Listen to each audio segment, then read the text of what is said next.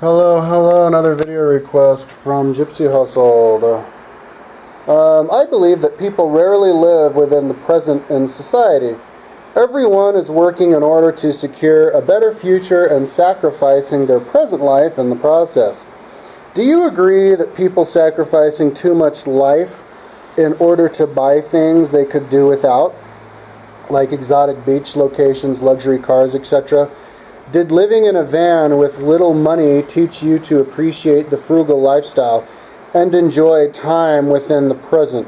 I would rather be poor with frugal hobbies, reading, cycling, friends, and then have the plus time, than rich and spending all my time in a glass and metal cage office. The Amish can live very basic lifestyles and probably have rewarding lives. Also, would working a farm or building houses feel more rewarding mentally than staring at Excel sheets all day? I believe the cause of mental depression is human disconnect from our evolutionary roots in nature and too much sacrifice. Thanks. Yeah, that's a really good question. So I believe that people rarely live within the present in society.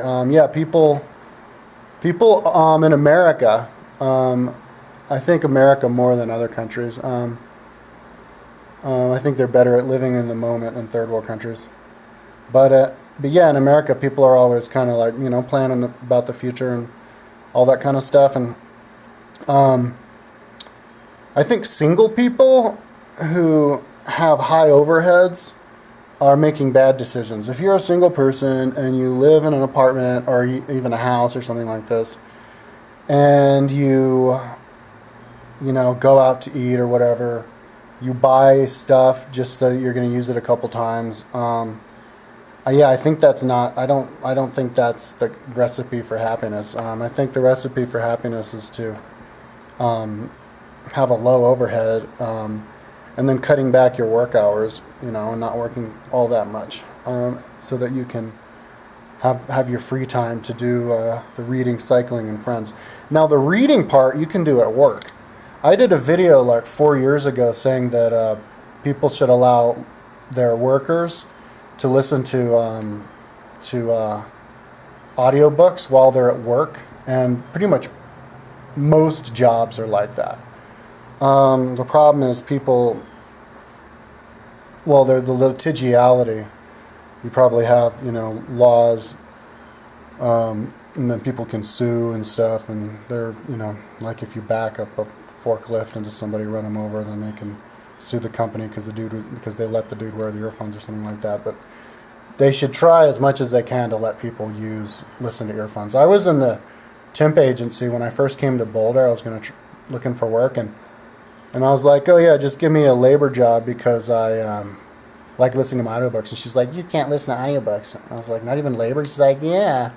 What if you're in a forklift and you're backing up? And I was like, well, I mean, you could turn the music off for when you back up, or pull the earphones out of your head, or, I'm a window washer. I'm like up on 35-foot ladders listening to my audiobooks, and it's never caused problems. I communicate with the guys I work with all the time. I can hear them. They can hear me.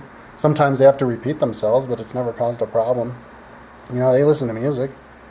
So, but yeah, that would see, multitasking. That's how you improve your life, dude. Improve the quality of life. Multitask so that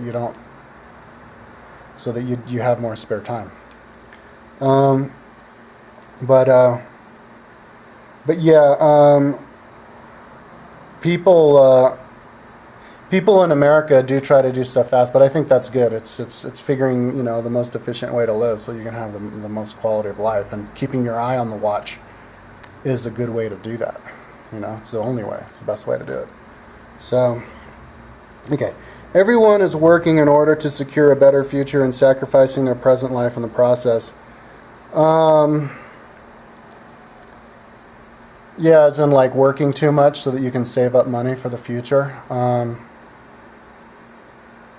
Yeah, it's good to save up money. Like when I get old and I don't have any money, or if I get old and I don't have any money, there would be a part of me that feels kind of like, and then I look around at other people who do have money because they have been working the whole time, there would be a part of me that feels like maybe I did it wrong or something. I remember my friend in college, he was like a climber, and he's like, yeah, I read an article, some dude, he climbed mountains his whole life, and then he got old, and that's all he did, and he regretted it. And so I guess if you do one thing too much, you could regret it. Or if you're easily, you don't have like an independent mind, and you're easily swayed by other people's like maybe opinions of you, or they're, comparing yourself to other people. That could make you feel a little bit bummed if you're like, all of a sudden you're 60 years old and all your friends, childhood friends, have got like grown children and big houses and a lot of money, because they worked their whole life, but you had the experiences. I think the only thing that would make the whole working to gather stuff worth it is if you have kids. I had a stepson for 5 years, and I know how kids are. They very demanding, and they're always wanting you to buy them stuff even if you don't have the money. And then so they can, like not having money can be like being really poor can be difficult for raising kids. It can make your life pain in the ass. Whereas if you do have money, make your life awesome, dude. You can give your kids a great upbringing. So do you agree that people sacrifice too much life in order to buy things they could do without? Yeah, but I mean, it helps the economy, but I've been guilty of that. Back when my dad died of cancer in '97, and I got $30,000 life insurance, and I went on a spending spree and all that stuff. I don't even, I wish I'd have just traveled instead. I like got a nice stereo for my car that then broke. Yeah, man, don't get electronics if you're not going to use it immediately, because electronics go bad just with time. So only buy something if you're going to use it, if you know you're going to use it a lot. Otherwise, just like rent it,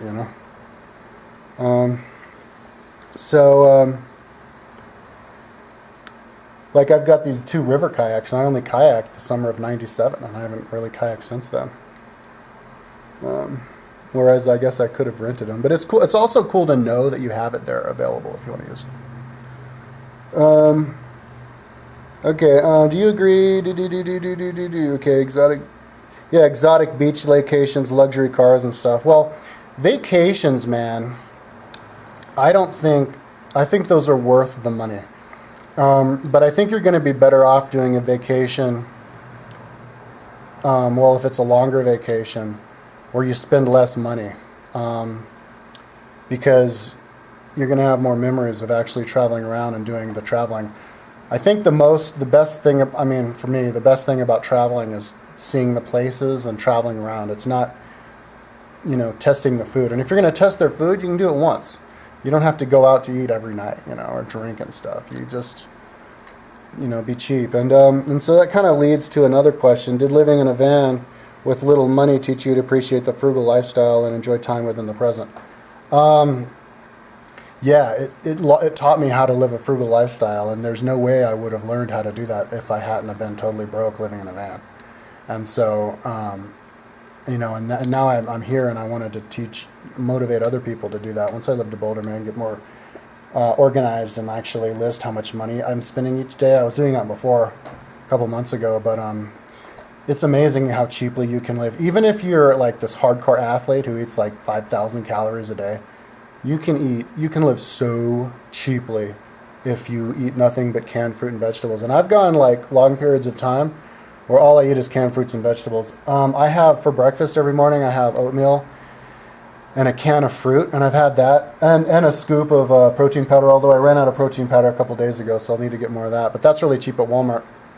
But if you have that every day, and then I was having canned vegetables for like lunch and dinner, and canned beans and stuff.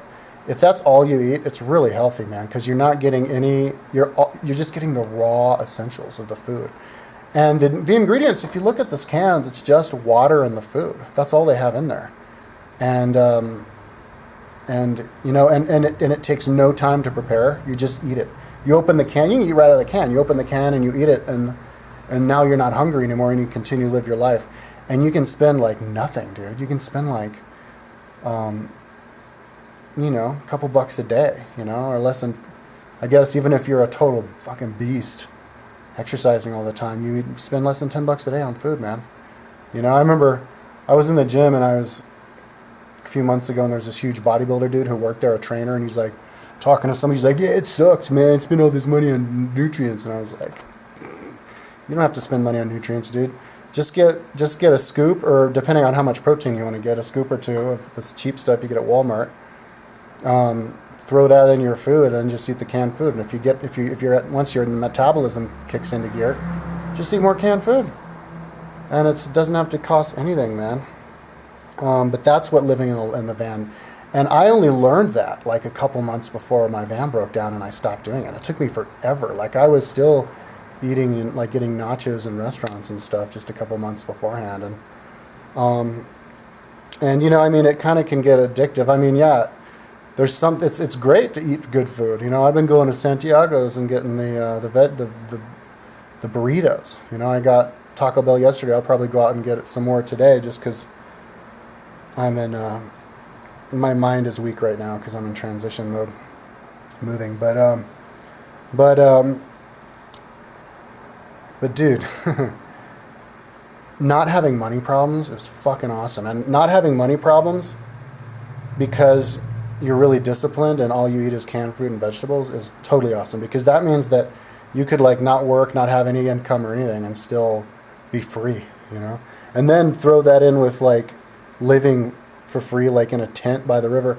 The roommate who lived here before, who doesn't live here, who comes by and hangs out every once in a while, he lives in a tent near the bike path, and he's totally happy, dude. He has like no overhead, dude, because he gets food stamps and goes to the food bank and all that kind of stuff. But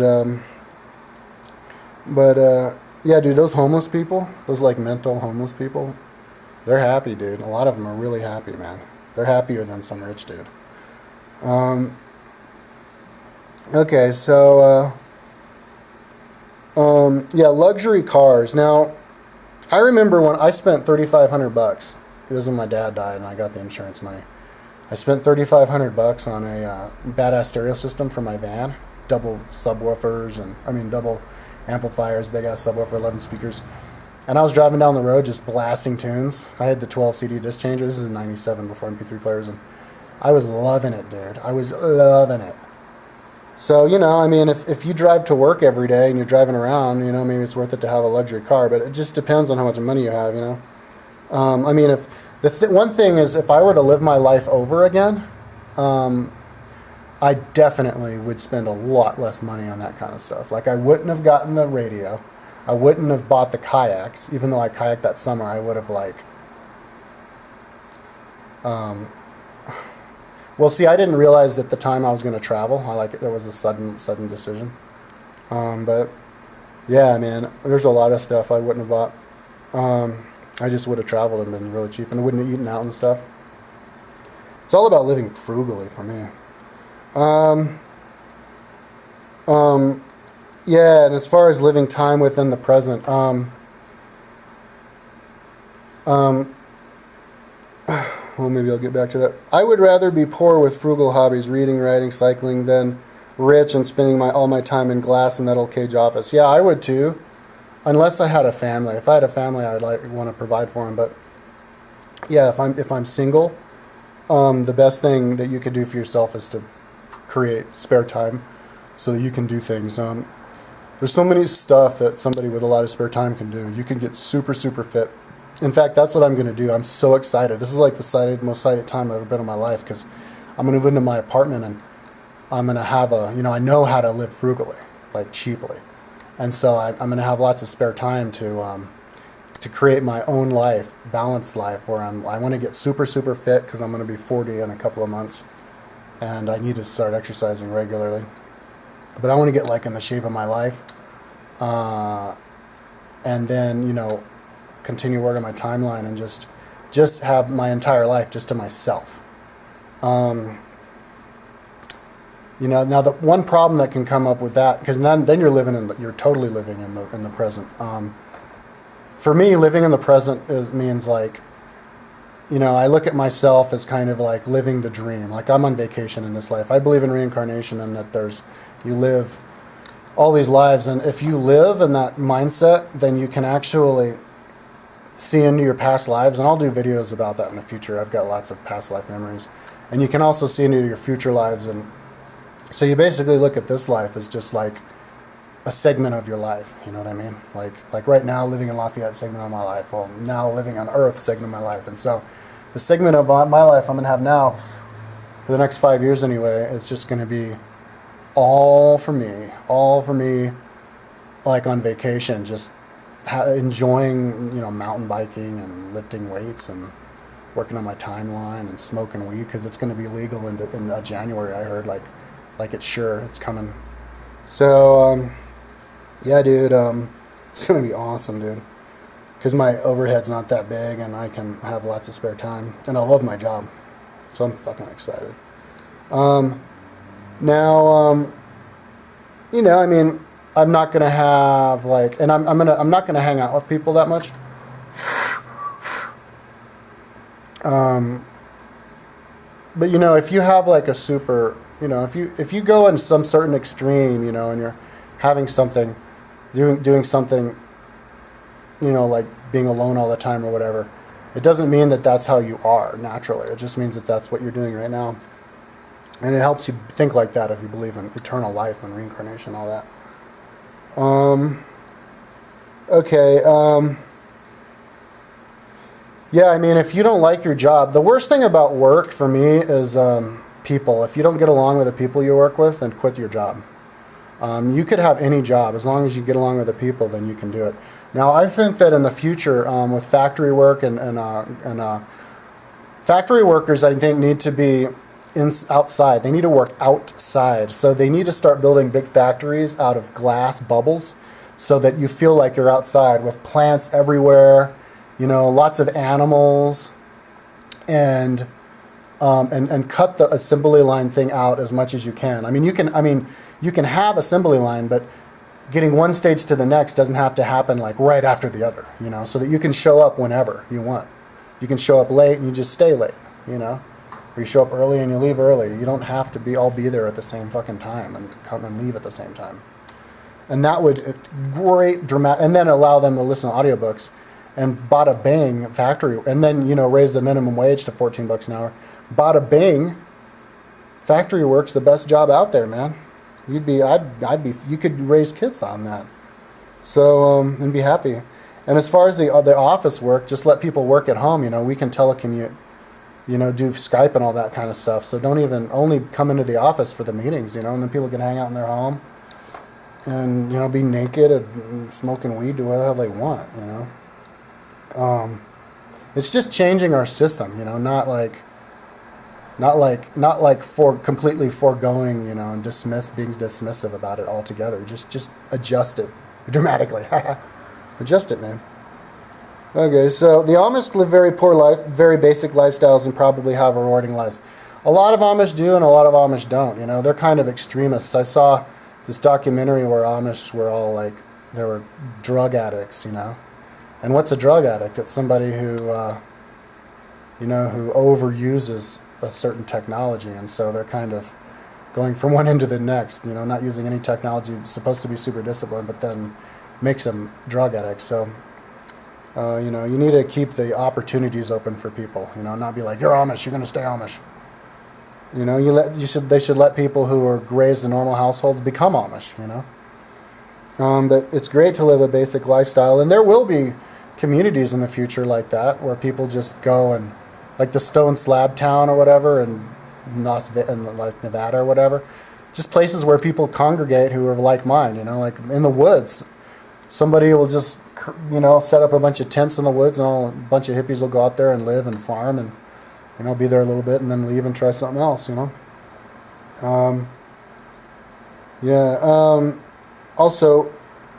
Also, would working a farm or building houses feel more rewarding mentally than staring at Excel sheets all day?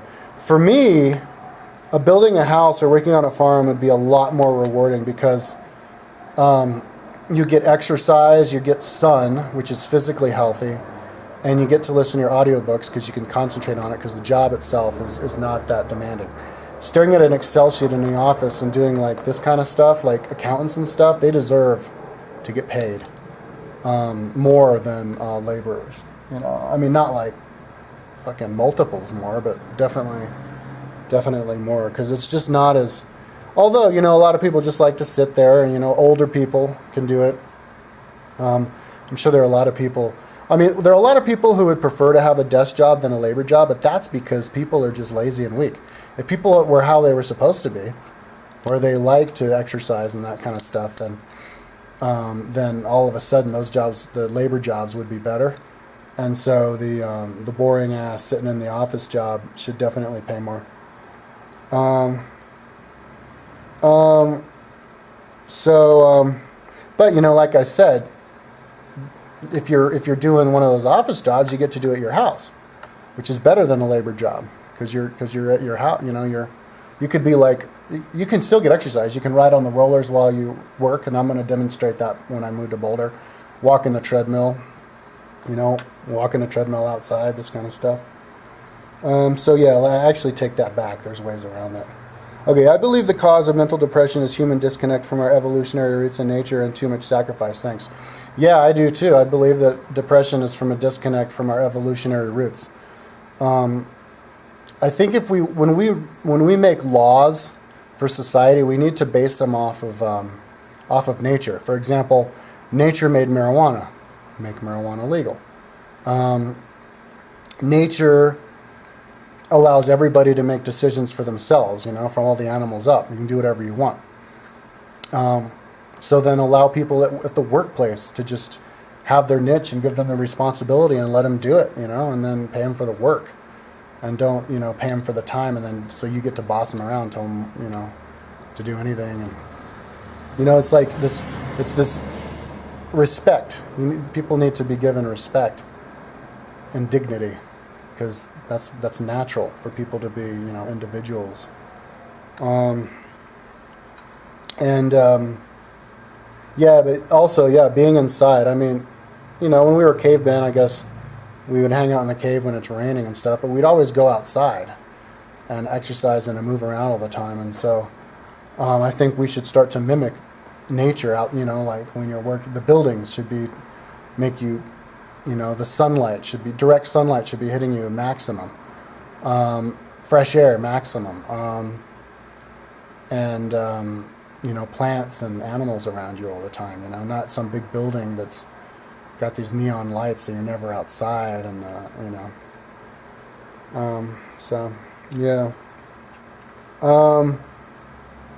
but yeah, that whole 9 to 5 thing. See, I've never had the 9 to 5 job, but 9 to 5 jobs, if people, we need to make it so that there's a high turnover rate. Like, that's natural, like you don't have to make a 5-year contract, and you don't have to, because people say, oh yeah, you get better as time goes on, but that's because people don't know how to learn fast. Once we have a culture where people learn how to learn fast because they're always moving careers and moving jobs, and people are more understanding of each other and tolerant of each other and patient with each other, then we could have a society where people could just bounce around.